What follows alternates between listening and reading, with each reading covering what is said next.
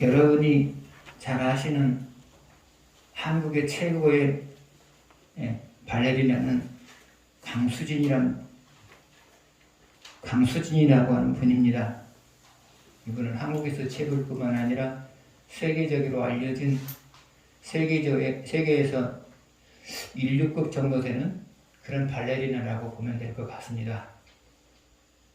그는 16살 때 독일에 있는 스투트가르트 발레단에 입단을 합니다. 근데 스투트가르트 발레단 역사상 최연소로 입단을 한 겁니다. 최연소의 나이로 입단을 한 겁니다.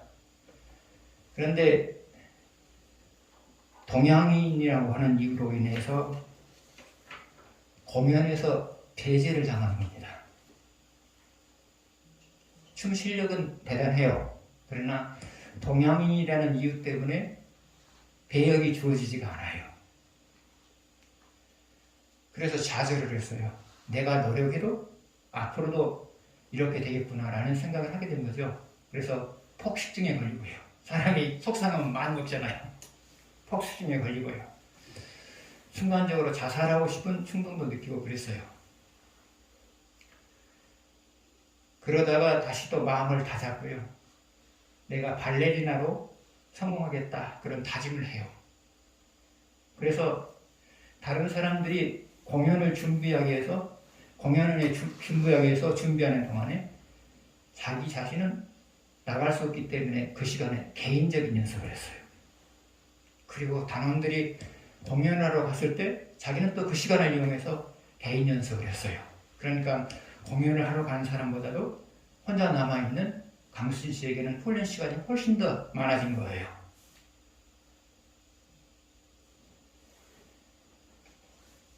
계속해서 훈련하면서 더 나은 사람이 되었고요.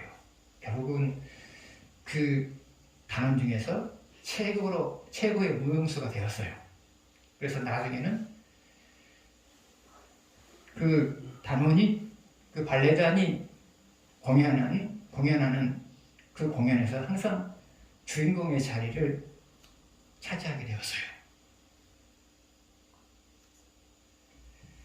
사람이 살다 보면 자기가 원하는 시점에 자기가 원하는 것이 이루어지지 않을 수 있습니다. 근데 사람이기 때문에 순간적으로 실망을 해요. 또 어떤 사람은 아예 포기해버릴 수도 있죠. 그러나 신앙에는 그럴 것이 없어요.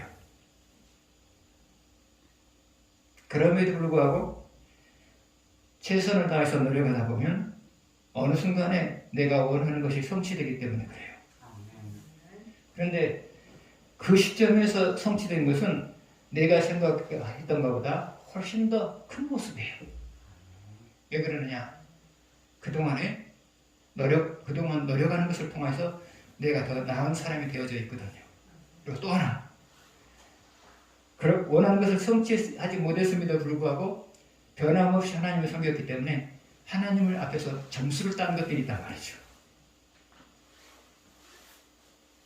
그래서 결국은 내가 원하는 시점에 이루어지지 않아도 내가 원하는 시점에 이루어지지 않는다 할지라도 실망할 것 없어요. 하나님은 더 나은 것을 주시기 위해서 그 시점에 이루어지지 않게 하신 것 뿐이에요. 그래서 신앙인들은 원하는 시점에 이루어지지 않을 때 잠시 동안 실망할 수는 있겠지만 다시 마음을 다잡고 또 최선을 다한 거예요. 그러다 보면 내가 생각보다 더 나은 내가 되어 있다는 사실을 여러분이 발견하게 될 거예요. 1절에서 2절을 보시겠습니다.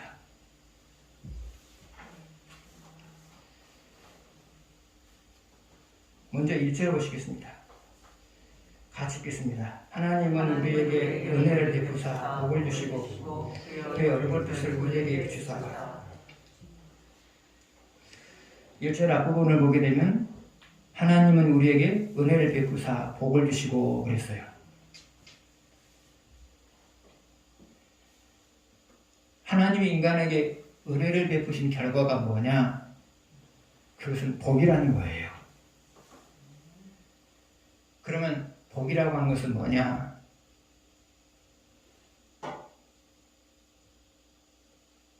행복의 요소들을 만족할 만큼 소유하는 거예요.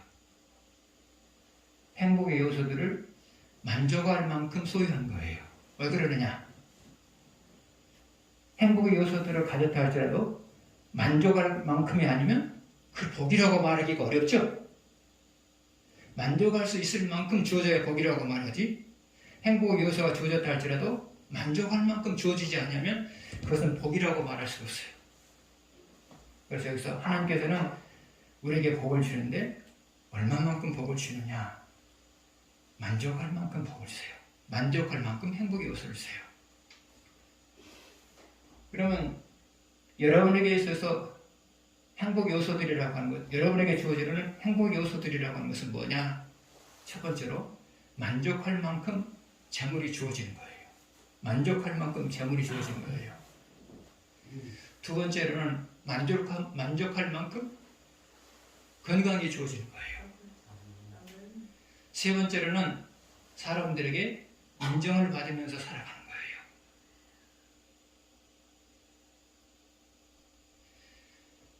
네 번째로는 어떤 상황에서도 희망을 가지고 살아가는 거예요. 네 번째로는, 다섯 번째로는 어떤 상황에서도 자신감을 가지고 인생을 살아가는 거예요. 이것이 하나님께서 여러분에게 주시는 행복의 요소들이다, 그 말입니다. 그러면 하나님이 여러분에게 행복의 요소들을 때에 따라서 공급하게 만들기 위해서 여러분이 갖춰야 될 조건은 뭐냐? 그것은 항상 하나님과 바른 관계를 맺고자 노력하는 거예요. 왜 그러느냐? 하나님은 적어도 여러분이 하나님과 바른 관계를 맺고자 하는 노력을 하게 되면 여러분의 삶 전반에 걸쳐서 필요한 것들을 만족할 만큼 주신다고 말해요. 그래서 신앙인이 만족할 만큼 인생을 살아가시려면 받은 말씀대로 살아가고자 하는 노력을 하셔야 돼요. 그 다음에 1절 뒷부분을 보게 되면 그의 얼굴빛을 우리에게 비추사, 그의 얼굴의 빛을 우리에게 비추사 그랬어요. 그러면 그의 얼굴의 빛을 우리에게 비춘다고 하는 것은 무엇을 의미하느냐? 그것은 우리에게 큰 복을 준다 그 말이에요. 큰 복을 준다 그 말이에요. 그러면 큰 복이라고 하는 것은 뭐냐? 첫 번째로는 사람들이 부러워할 만한 복이고요. 두 번째로는 사람의 힘으로서 만들어낼 수 없는 복이에요. 다시 말하면 하나님만이 주실 수 있는 복이에요. 이 두 가지를 가르쳐서 우리는 큰 복이다, 그렇게 말할 수 있어요. 그러면 하나님께서 우리에게 이런 큰 복을 주시는 이유가 뭐냐?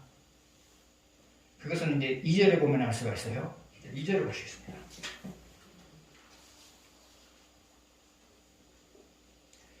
2절을 같이 읽겠습니다. 주의 도를 땅 위에, 주의 권을 모든 나라에게 알리소서. 2절 앞부분을 보게 되면 주의 도를 땅 위에 알리소서, 그렇게 나눠서 할 수 있어요. 2절 앞부분을 보게 되면 주의 도를 땅 위에 막 가운데 빼버리고 주의 도를 땅에 알리기 위해서. 그래서 하나님이 우리에게 큰 복을 주신 이유가 뭐냐? 우리를 통하여서 사람들에게 주의 도를 알리기 위한 목적으로 큰 복을 주신단 말이죠. 여기서 주의 도는 뭐죠? 하나님의 말씀이죠. 그래서 하나님이 우리에게 큰 복을 주시는 첫 번째 이유는 뭐냐? 우리를 매개로 해서 많은 사람들에게 하나님의 말씀을 알리기 위해서 그렇단 말이죠. 그러면 우리가 큰 복을 받는 것과 많은 사람들이 하나님 말씀을 아는 것은 어떤 관계가 있느냐? 여러분이 큰 복을 받으면 큰 복을 받았던 사실들을 사람들에게 말하죠. 또 여러분이 큰 복을 받은 것을 사람들이 보죠. 그러면 그 사람들이 큰 복에 관해서 듣거나 본 사람들은 안 믿는 사람은 하나님을 믿고 싶은 충동을 느낄 것이고요. 안 믿는 사람들은 하나님을 믿고 싶은 충동을 느낄 것이고요.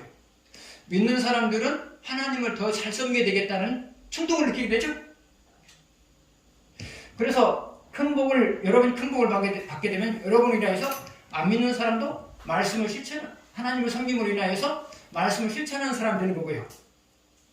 믿는 사람은 이전보다 더 많은 말씀을 실천하는 사람이 되는 것이고요. 그래서 여러분이 큰 복을 받으면 큰 복을 매기로 해서 하나님 말씀을 더 실천하는 사람들이 많아진다 그 말이에요. 그래서 여러분 기도할 때 그냥 큰 복을 주십시오라고 기도하지 마시고요. 하나님 나에게 큰 복을 주셔서 나로 인하여서 말씀을 더 실천하는 사람들이 많아지게 해주십시오. 그렇게 기도하십시오.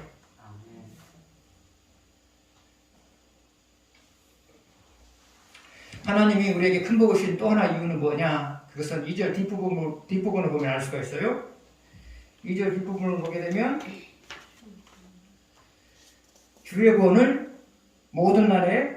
주의 구원을 모든 나라에게 알리소서 그랬죠?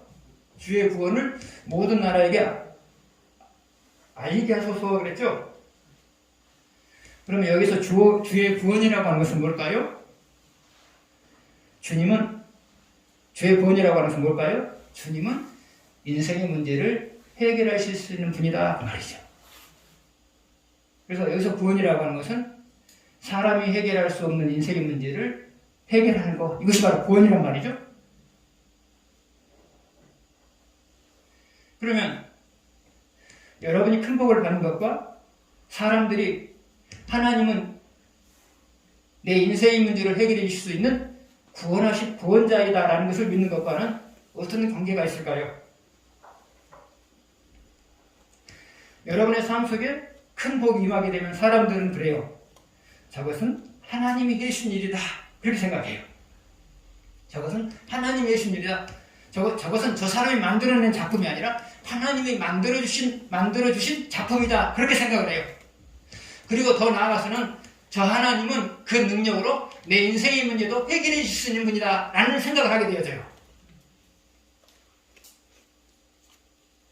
그래서 여러분이 큰 복을 받으면 지켜보는 사람을 하여금 하나님은 구원자이시구나. 다시 말하면 내가 해결할 수 없는 인생 문제도 해결해 줄 수 있는 그런 구원자이구나. 이것을 믿게 된단 말이죠.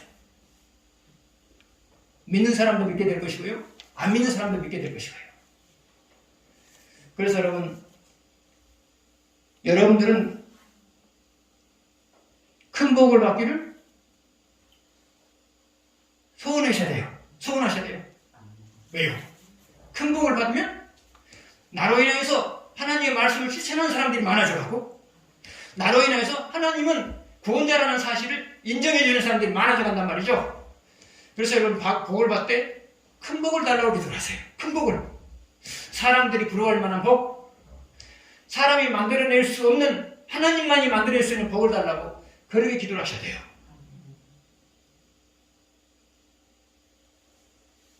그러면 하나님이 여러분이 주신 큰 복은 언제 임하느냐? 첫 번째는 기도할 때 임하는 거고요. 큰 복을 달라고 기도할 때 임하는 것이고요. 두 번째로는 일관성 있게 하나님을 섬길 때 큰 복이 돼요. 일관성 있게 하나님을 섬길 때. 일관성 있게 하나님을 섬긴다고 하는 것은 말씀을 실천하기가 수월할 때도 말씀을 실천하는 것이고요. 말씀을 실천하기가 버거울 때도 말씀을 실천하는 것. 이거 바로 일관성 있게 하나님의 말씀을 실천하는 것이거든요. 두 번째로 시험에서 이길 때예요. 여러분 아브라함이 큰 복을 받았던 이유가 뭐죠? 시험에서 이겼기 때문에 큰 복을 받았어요. 그래서 하나님은 여러분이 시험에서 이길 때 큰 복을 주신 거예요. 시험이라고 하는 것은 뭐죠? 말씀을 실천하기가 버거운 상태를 만들어 놓고 말씀을 실천하지 않나 이것을 지켜보는 것이 바로 시험이에요. 말씀을 실천하기가 버거운 상태를 만들어 놓고 누가? 하나님이 말씀을 실천하기가 버거운 상태를 만들어 놓고 그 말씀을 실천하느냐 실천하지 않느냐 이것을 지켜보는 것이 시험이란 말이죠. 그런데 하나님께서는 그런 시험에 이겼을 때 큰 복을 주세요. 세 번째로 하나님이 여러분에게 큰 복을 주실 때는 언제이냐? 상황에 관계없이 맡겨진 사명을 감당하려고 노력할 때예요. 여러분 생활인이잖아요. 그래서 때로는 하나님 무엇인가를 하라고 할 때 부담스러울 때가 있어요. 어떤 부분은 희생하면 그게 가능하거든요. 그래서 어떤 사람은 그럼에도 불구하고 최선을 다하는 사람이 있고요. 어떤 사람은 그것 때문에 내려놓는 경우도 있고요. 그러나 하나님께서는 희생을 감수하면서 맡겨진 일에 최선을 다하는 사람들, 이런 사람들에게 큰 복을 주세요. 여러분 큰 복을 받으셔야 돼요. 우리 교회도 큰 복을 받으셔야 되고요. 여러분도 큰 복을 받으셔야 돼요. 그래야 우리 교회와 여러분의 삶을 통하여서 하나님의 말씀을 믿는 사람들이, 하나님의 말씀을 실천하는 사람들이 많아져가고요. 하나님은 나의 구원자이시다 라는 것을 인정하는 사람들이 많아지게 된단 말이죠. 그래서 사명감을 가지고 신앙생활을 하셔야 돼요. 나로 인하여서 말씀을 실천하는 사람들이 더 많아지기를, 나로 인하여서 하나님이 구원자이심을 믿는 사람들이 많아지기를 기대하면서 사명감을 가지고 여러분 사셔야 된단 말이죠. 아멘.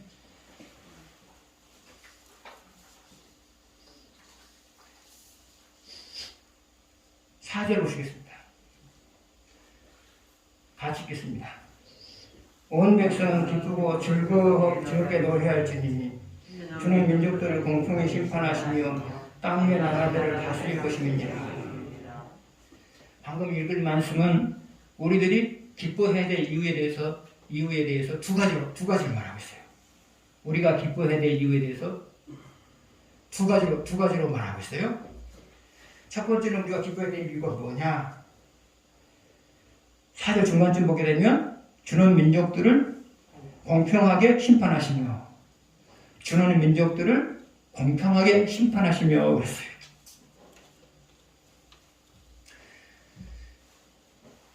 그러면 하나님이 민족들을 그냥 사람들이라고 합시다. 민족들이라고 큰 범위가 크니까 하나님이 사람을 공평하게 심판한다고 하는 것은 뭘까요? 그것은 기준을 가지고 심판한다는 거예요. 같은 기준을 가지고 심판한다는 거죠. 하나님이 공평하게 심판한다고 하는 것은 무엇을 의미하느냐? 하나님은 같은 기준을 가지고 사람을 심판한다는 거죠. 그러면 하나님이 사람을 심판하는 기준은 뭐냐? 첫 번째로는 받은 말씀대로 살아가게 되면 형통하게 되고, 두 번째로는 받은 말씀을 예민하면 권고해주고, 이게 하나님이 사람을 심판하는 기준이에요. 그러면 하나님이 하나님이 공평하게 심판하는 것과 하나님이 사람을 공평하게 심판하는 것을 기뻐해야 될 이유가 뭐냐?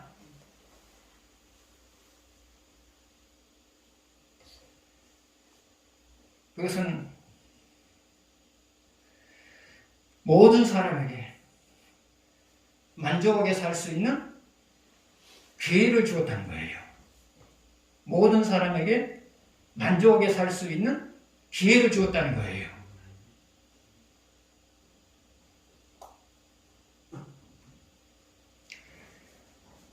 여러분이 구체적으로 말하면 여러분이 출발선상에 있을 때 남보다 불리한 조건 속에서 출발할 수 있어요. 여러분이 출발선상에 있을 때 남보다 불리한 조건을 가지고 출발할 때가 있어요. 근데 보편적으로 사람들이 남보다 불리한 조건에서 출발하게 되면 왠지 나고자가 될 것 같은 그런 기분이 들어요. 그러나 그렇잖아요.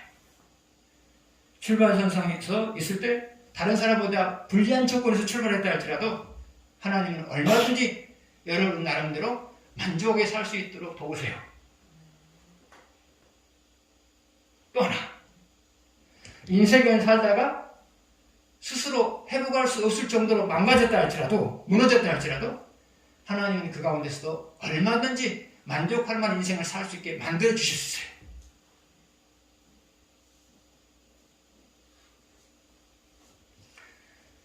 세 번째로,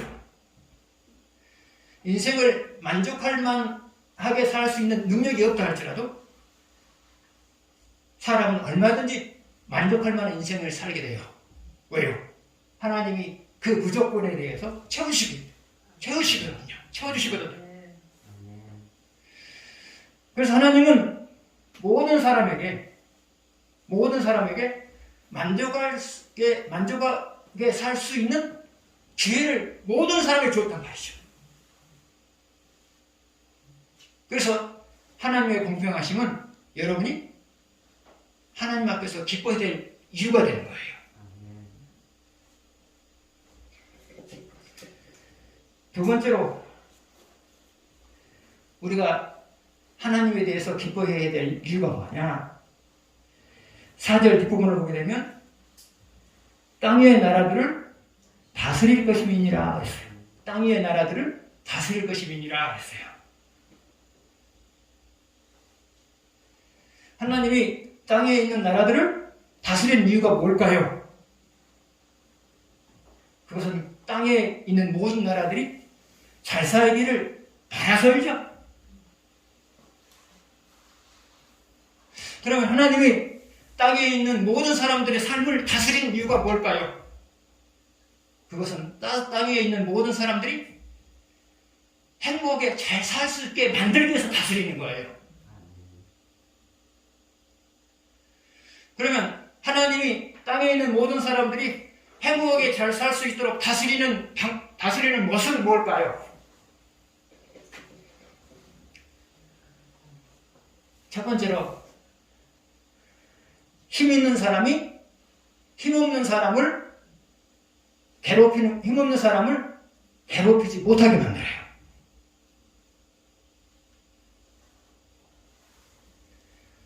힘 있는 사람이 힘없는 사람을 괴롭히면 산다는 것이 참 고단하죠.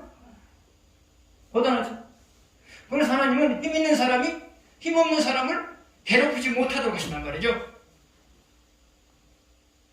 반면에 여러분은 하여금 힘없는 사람을 괴롭히지 못하게 만들어요. 왜요? 여러분이 힘없는 사람을 괴롭히면 여러분이 하나님에 의해서 괴롭힘을 당한단 말이죠.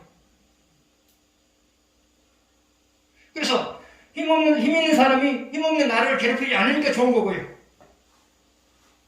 힘 있는 내가 힘없는 사람을 괴롭히지 않으니까 나에게도 유익하고 그 사람에도 유익한 거고요. 여러분 힘이 있다고 해서 힘 있는 사람을 괴롭히면 누가 여러분을 괴롭힌다고요? 하나님이 여러분을 괴롭혀요. 그래서 하나님은 힘 있는 사람이 힘 없는 사람을 괴롭히지 못하게 하는 이유는 여러분을 위해서 그런 것이고요. 다른 사람을 위해서 그런 거고요. 그래서 하나님의 다스림은 선하신 거예요. 두 번째로 많이 가진 사람이 부족한 사람에게 나눠주게 하는 거예요. 많이 가진 사람이 부족한 사람에게 나눠주게 만드는 거예요.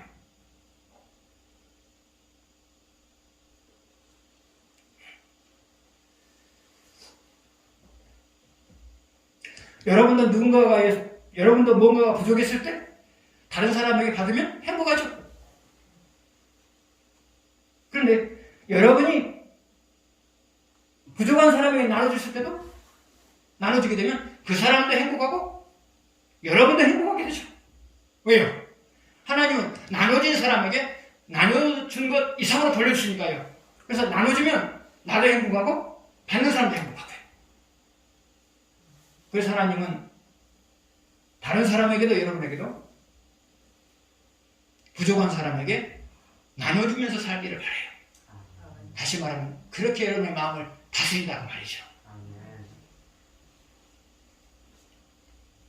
세 번째로 하나님이 모든 사람이 행복하게 살도록 여러분의 마음을 다스리는 모습은 뭐냐?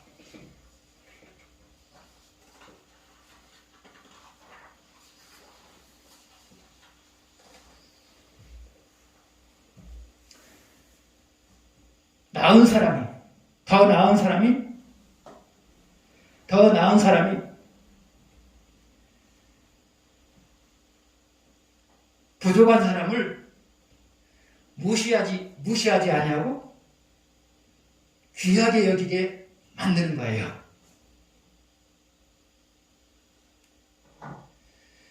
여러분도 남이 여러분보다 나은 사람이 여러분을 귀하게 여기면 행복하죠? 반면에 여러분이 여러분보다 부족한 사람을 귀하게 여기면 그 사람도 행복해요. 근데 중요한 것은 더 나은 사람이 부족한 사람을 귀하게 여기게 되면 하나님이 그 사람을 귀하게 여기고요. 사람도 그 사람을 귀하게 여겨요. 그러니까 행복한 거예요. 네 번째로, 하나님은 다른 사람이 성공했을 때 박수를 보내게 만들어요. 박수를 보내게 만들어요. 근데 중요한 것은 다른 사람에게 좋은 일이 있을 때 박수를 보내지 못하게 되면 내가 망가져요. 내가 망가진단 말이죠. 박수를 보내지 못하면 잘못하면 내 마음속에 시기하는 마음이 생기거든요. 그리고 또 하나는 내가 왜소해지거든요. 내가 무능한 사람처럼 보이거든요. 그래서 여러분, 하나님은 남이 잘 됐을 때 박수를 보내게 만들어요. 박수를 보내게 만들어요. 또 하나 박수를 보내게 만드는 이유가 뭐냐? 박수를 보내면 보낼수록 내 마음이 커져요. 내 마음이 커진단 말이죠. 박수를 못 보내면 내 마음이 좁아지는 거고요. 박수를 보내면 보낼수록 내 마음이 커져요. 그래서 행복한 거예요. 그래서 하나님은 여러분을 다스려요. 여러분의 마음을 다스려요. 왜 다스린다고요? 여러분을 행복하게 만들기 위해서 여러분을 다스리고요. 여러분과 관계를 맺고 살아가는 사람들을 행복하게 만들기 위해서 하나님은 우리 마음을 다스려요. 그래서 우리는 하나님이 우리 마음을 다스려 주신 것에 대해서 기뻐해야 된단 말이죠. 6절 보시겠습니다.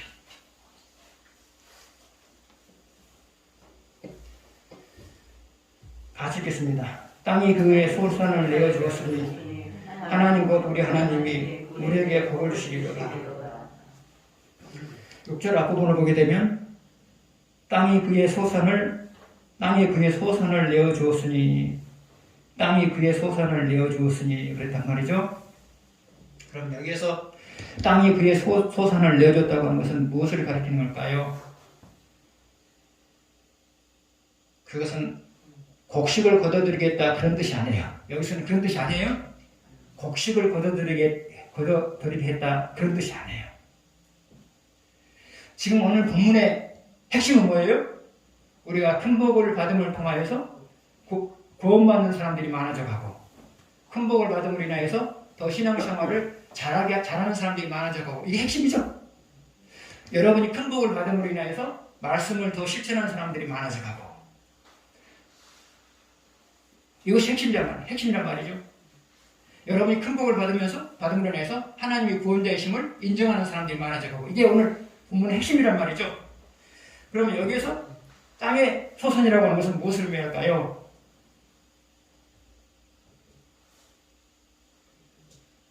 이스라엘 공동체의 삶이 되어져가는 모습을 통하여서 하나님을 섬기는 사람들이 생긴 것, 이것이 바로 땅의 소산이에요. 이스라엘 공동체가 되어져가는 모습을 보고 하나님을 섬기는 사람들이 생겨난 것, 이것이 바로 땅의 소산이에요. 개인으로 말하면 여러분의 삶이 되어져가는 모습을 보고 하나님을 섬기는 사람들이 생겨난 것, 이것이 바로 여기서 말하는 땅의 소산이란 말이죠.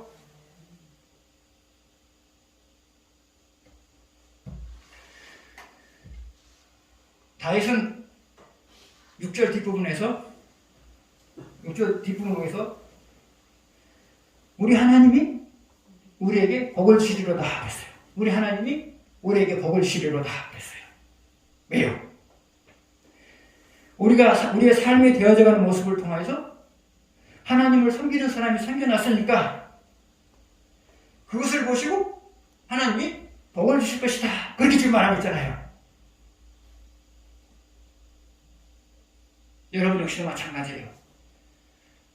여러분을 통하여서 구원받은 사람이 생겨나게 되면, 다시 말하면 여러분의 삶을 통하여서 하나님을 섬기는 사람이 생겨나면 하나님은 거기에 대해서 반드시 복을 주세요. 그 무엇보다도, 그 무엇을 하는 것보다 큰 복을 주세요. 왜요?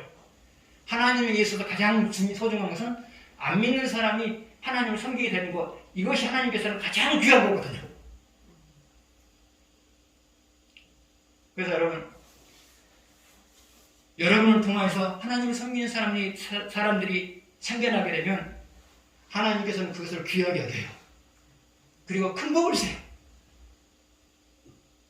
그래서 여러분이 이 땅에 사는 동안에 어떤 식으로든지 나를 통해서 하나님을 섬기는 사람이 생겨나기를 위해서 노력하셔야 돼요. 삶이 되어져가는 모습을 통해서 하나님을 섬기는 사람이 생겨나든지, 복음을 전해서 하나님을 믿는 사람이 생겨나든지, 이 일에 관심을 가지며 살아야 돼요. 오늘 본문의 중심은 그거예요. 나를 통해서 하나님을 섬기는 사람이 생겨나야 된다. 이게 오늘 설교의 핵심이고요. 오늘 본문의 핵심이에요. 기도하겠습니다.